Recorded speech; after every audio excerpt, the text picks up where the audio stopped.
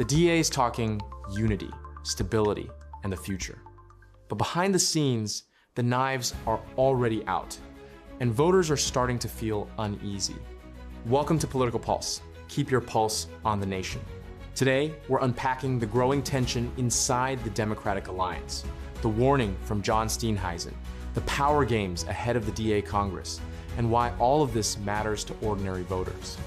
Hit like now, so more South Africans can hear this discussion. Let's start with a simple truth. The Democratic Alliance is entering a dangerous moment. John Steenhuisen has warned the DA not to walk away from the government of national unity after he leaves leadership.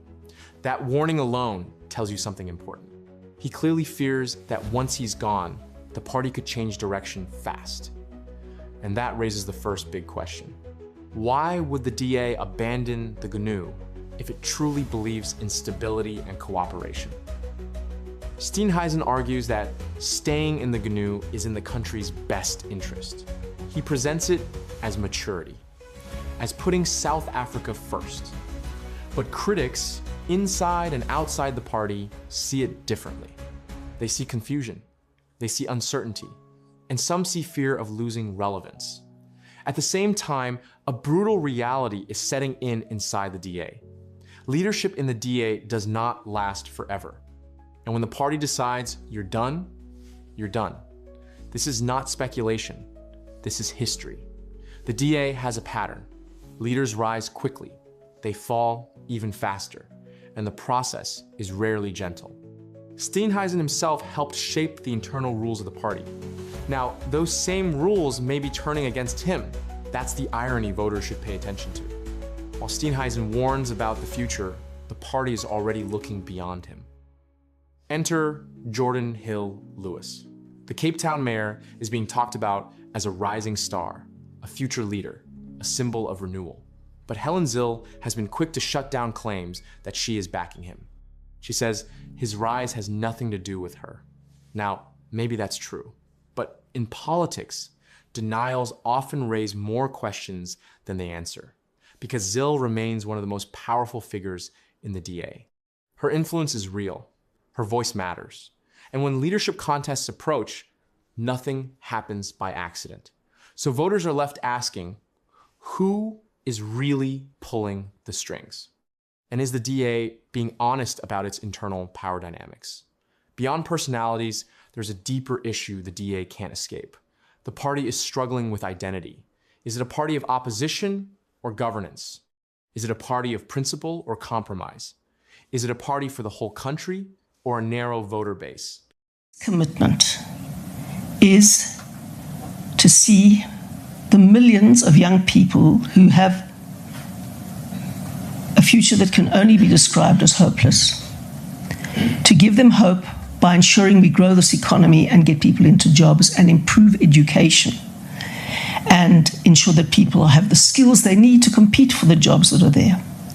And that we don't have a country that continues to define everybody according to their race and their other biological attributes that they had no control over, and make sure that everyone understands that their ability, their opportunity, and their work ethic is what is going to get them to the top, not their race and not their political connections. Our Constitution promises us the goal of a non-racial, democratic, and just society. And when we see measures that are taking us in the opposite direction, the DA has to call halt. Attention is now shifting to Geordin Hill-Lewis, the Cape Town mayor, who is widely seen as the next federal leader of the Democratic Alliance.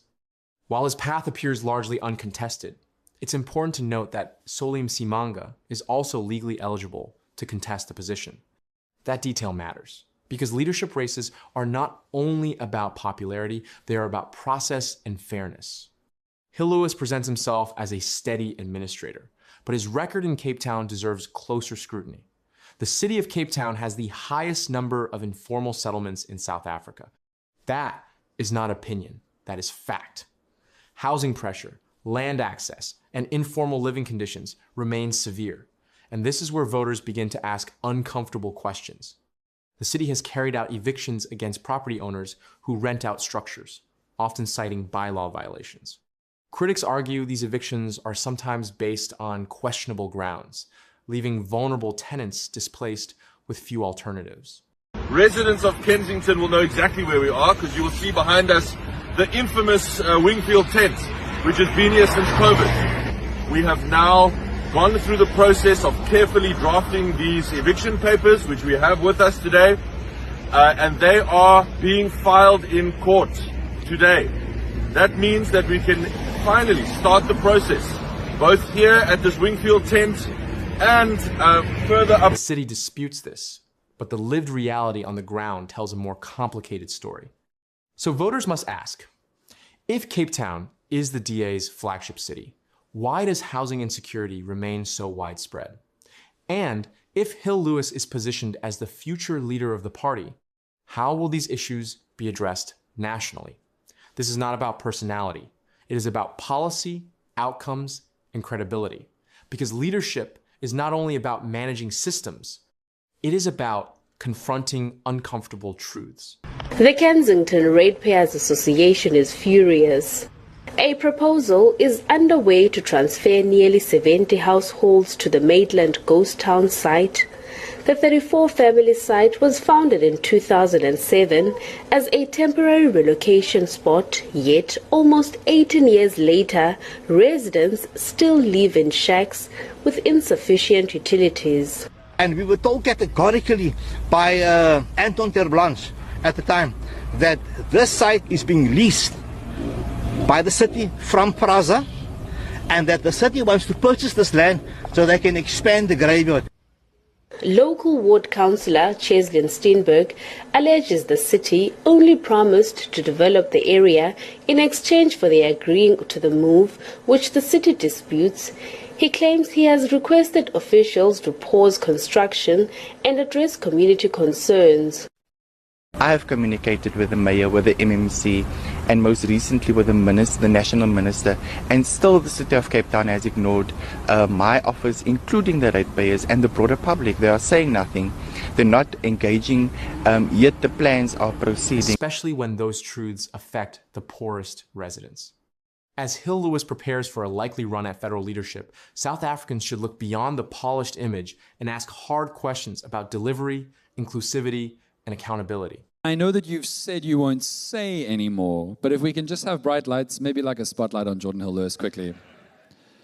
Blink once for I'm going to be the next leader of the second largest political party in South Africa.